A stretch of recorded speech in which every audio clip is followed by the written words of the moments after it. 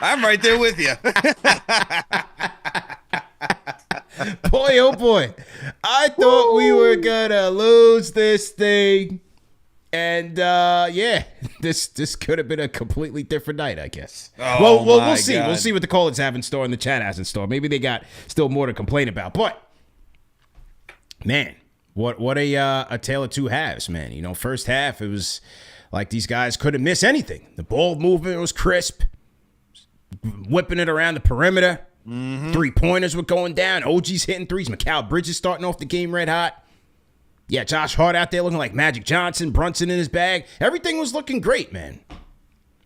And, you know, second half, hey, with third quarter, it was Maxey started getting into his rhythm. Paul George as well. And then the fourth quarter, I was just like, sloppy, man. They have these sloppy fourth quarters where it's just like they're just coasting into offense. Yep. You know, lackadaisical, mistake after mistake. You had Brunson on the inbound late in the game. He loses it to Maxey, which was a great play by Maxey. I mean, he's a blur. Yeah. You know, he's that fast that you blink and you lose the ball, and that's what happened. And next possession, I mean, how about that possession where Maxey ties the game up, sending it to overtime? Did you not get that playoff flashback from game? 1,000%. From game 1,000%. What game was game 5? Was that game 5? Knicks Philly series? Was that 5? I think it was 5 with Maxey, right? I think it was. It wasn't 1. Yes. It was 5. Yeah, no, it was definitely 5 because we pushed it to 6. That's right. And it was like, yo, what is happening tonight? I saw Maxey in the backcourt revving the engines. I said, oh, boy, here we go again. What's going to happen right now?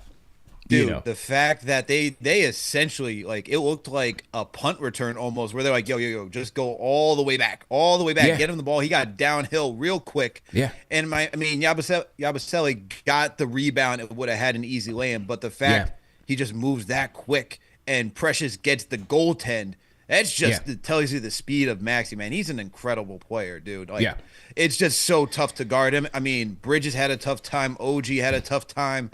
Like, that's the one thing about Maxey that we saw in the postseason, man. This dude can get to any spot on the court and make you. He's just a nightmare. You're living in hell every time you have to think about Maxey and having to guard him. And the fact that he got it going in the second half and that he did not slow down, like he missed shots, but I don't think it was from exhaustion. He looks well conditioned that he can keep going for another like 30 minutes, man. That's how fast he moves. And for this, it's like, we had some solid plays at there. The one thing I'll say in your monologue, there's one person you missed in your monologue. Who's that? Precious Achiuwa. That overtime, man. Well, that's what I said. Yeah, I said Precious in the overtime. I said, Okay. after Brunson. But yeah, go ahead.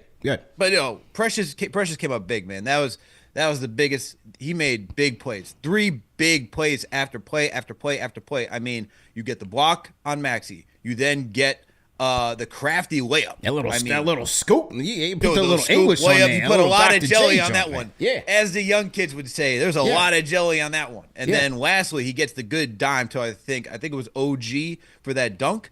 And look, I really hope that this is Precious finding his rhythm moving forward because we need him. And you saw Tibbs rely on him the most. We did not see Jericho Sims for the rest of this game. Yeah. All right. And he relied on Precious. So. Yeah.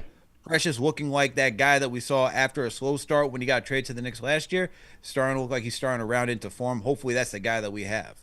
He played with a mean streak, man. He definitely played with a mean streak after giving up the goal. Well, not giving up, after just a little timing wise, bang bang. He got aggressive tough, and he man. got called for the goaltend. But after that, he played with an edge, on both ends of the floor and played smarter, which is what you wanted to see them do, man, because I thought the fourth quarter, they wanted to gift wrap this game and give it away to Philadelphia the way that, they were sloppy. Guys couldn't handle the ball. So yeah, good job by Precious there, just in terms of settling down and giving these guys a way to win the game. How about the inbound on the last play of regulation? I thought Bridges had a window to go to Brunson here.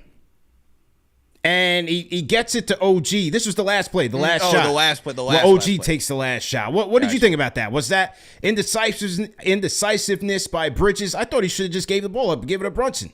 Nice little bounce pass, could have got it to him in his right hand.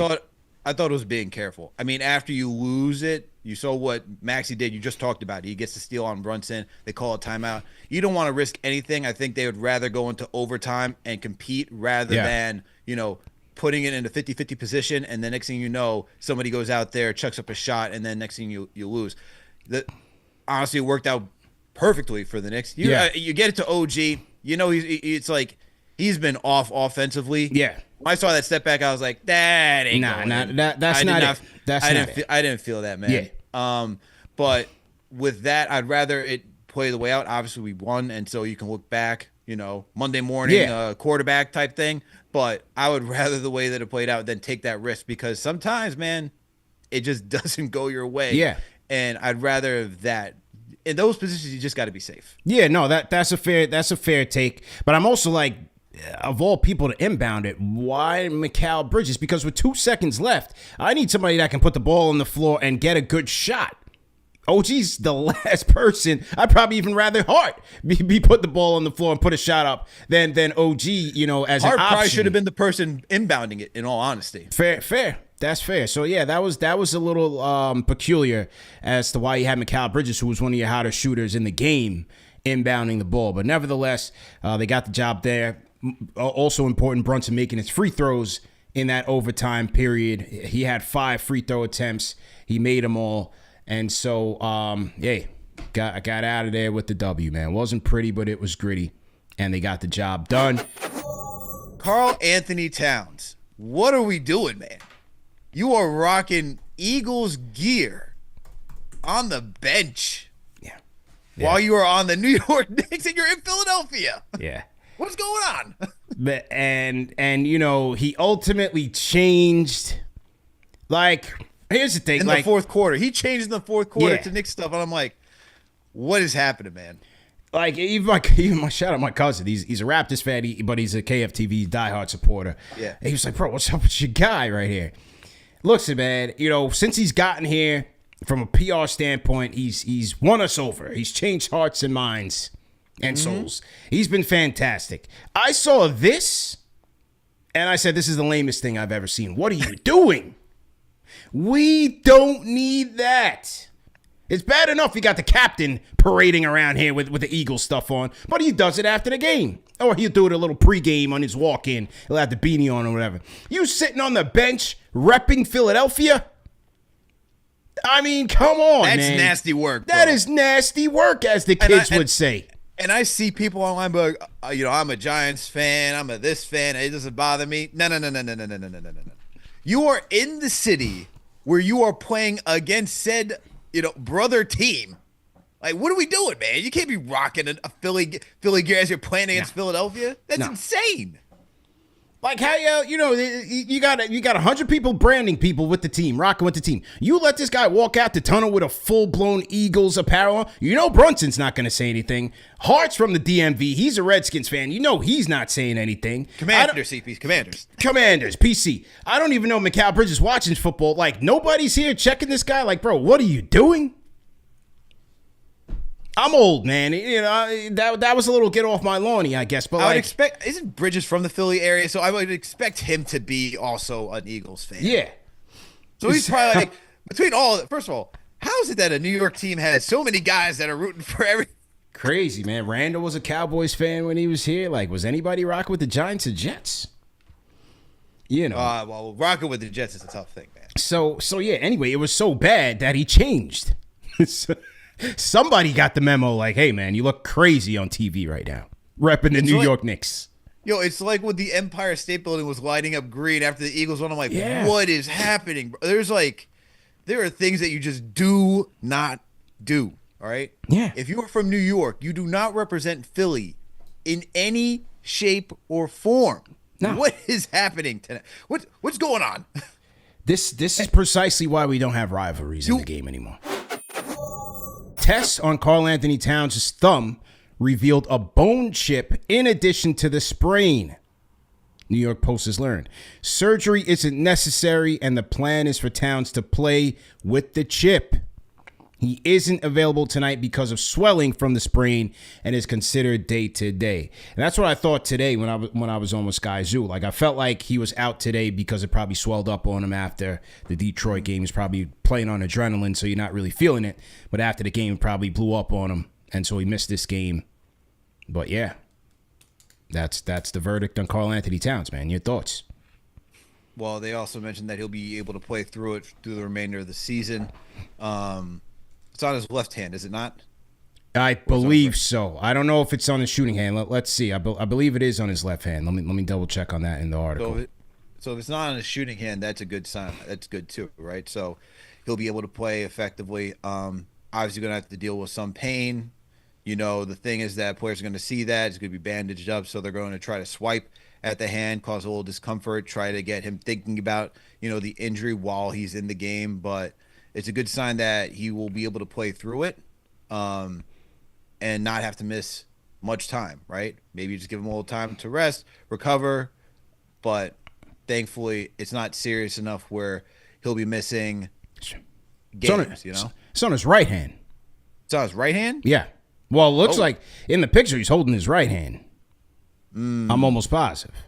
Ooh, if it's on the right hand, that'll be interesting. I wonder how he manages that if it's a shooting hand then. Yeah.